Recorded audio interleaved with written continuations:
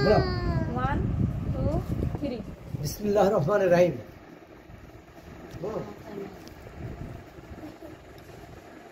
এটা একটি খাদ্য, এটা চাউলের তৈরি, চাউলের থেকে তৈরি করা হয়েছে। এটা খাইতে খুব সুস্বাদু।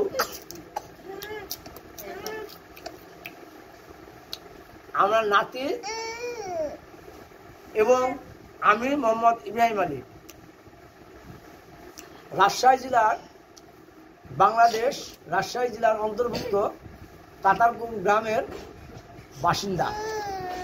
গ্রামের বাড়ির চাউলের তৈরি পিঠা খেতে খুব মজা, আমার প্রিয় খাদ্য। তাই নাতি এবং আমি দুজনে ভোগ করিতেছি। খেতে খুব সুস্বাদু এবং আমি খাচ্ছি।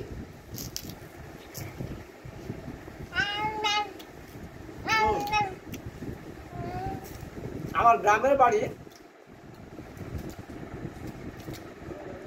রাজশাহী জেলার তারঘাট থানার অন্তর্ভুক্ত তাতারপুর গ্রাম।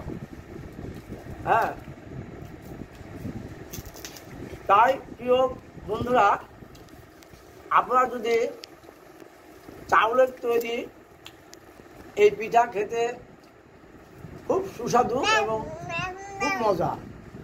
তবে মেশিনের দ্বারাই এই পিঠাটি তৈরি করা হইয়াছে, কিন্তু মেশিনটি এখন আমার কাছে নেই, মেশিনটি অনেক দূরে।